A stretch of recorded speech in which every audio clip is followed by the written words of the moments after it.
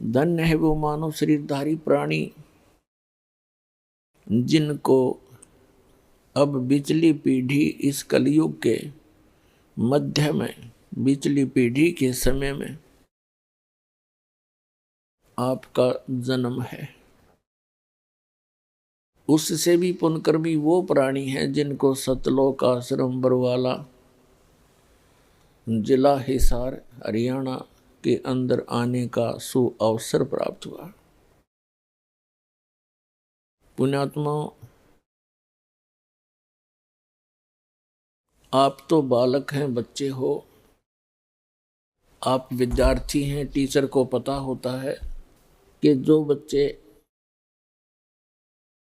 इतनी श्रद्धा से और ये पढ़ाई शिक्षा ग्रहण कर रहे हैं, इनका भविष्य कितना उज्जवल है।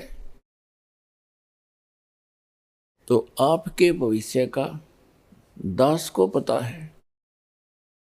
इसके विषय में सूक्ष्म वेद में कहा है कि लख बर सूरा जूझ ही लख बर सावत दे, लख बर यति जहान में तब सतगुरु सुरना ले। आप आज के जन्मे नहीं हो, आप असंख्य जन्मों से, असंख्य युगों से इस काल के जाल में, इस जन्म मरण के इस अरहट के कुएं में आप गिरे हुए हो। और आपने ऐसी ऐसी साधनाएं भी की हैं, आपने बड़े बड़े त्याग भी किए हैं परमात्मा के लिए, लेकिन सत साधना सतगुरु ना मिलने से उन किए हुए कर्मों का फल तो आपको मिला, लेकिन वो व्यर्थ रहा। अब जैसे आध्यात्मिक ज्ञान के अंदर एक बहुत बड़ा विस्तार होता है, विवरण होता है, उसमें ये भी कहा गया है कि जैसे कर्म करेगा वो फल आपको अवश्य मिलेंगे।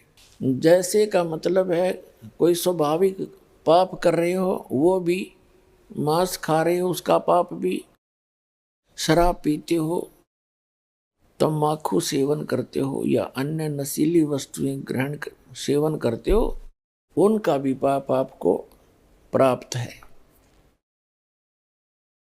और कोई इसके साथ साथ चोरी ठगी डाके डालता है, वो भी पाप आपको मिलना है, लिखा जाता है आपके अकाउंट में।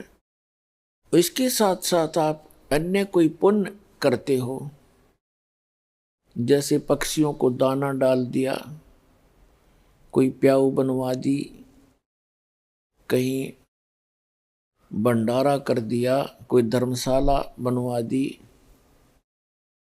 कहीं पर कुएं बनवा दिए, तो इस तरह के जो कहीं कंबल बांट दिए, गरीबों को पैसे कंबल बांट दिए या कोई अन्य सुविधा दे दी, भंडारे कर दिए, ये सभी कर्म आपको प्राप्त होंगे, क्योंकि आपका किया कर्म परमात्मा रखता नहीं। जैसे करोगे वैसा ही मिलेगा।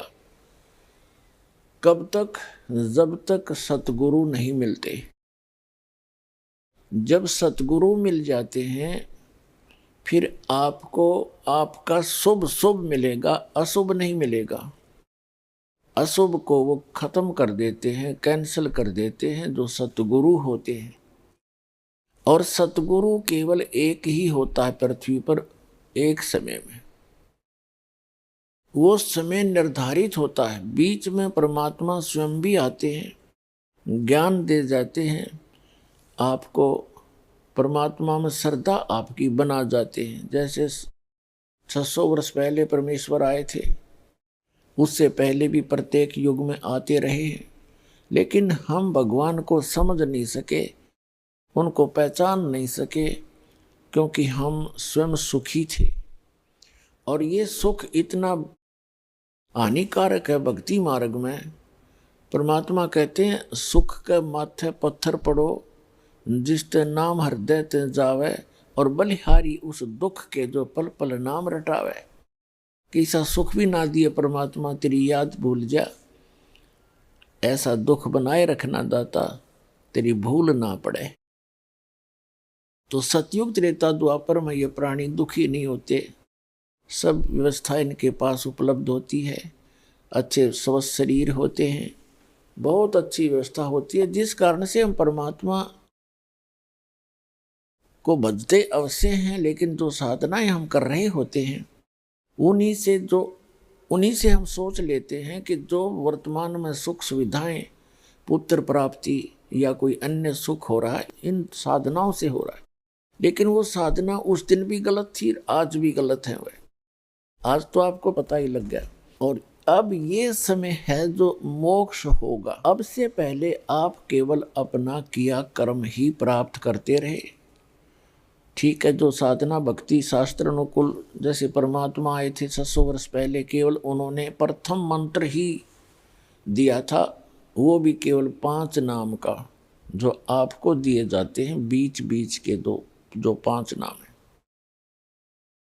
वो एक ग्लूकोज है, ग्लूकोज है, और उस ग्लूकोज से स्वस्थ नहीं होता प्राणी, रोग नहीं कटता, लेकिन शरीर खराब नहीं होता, उससे कुछ सहारा मिलता रहता है।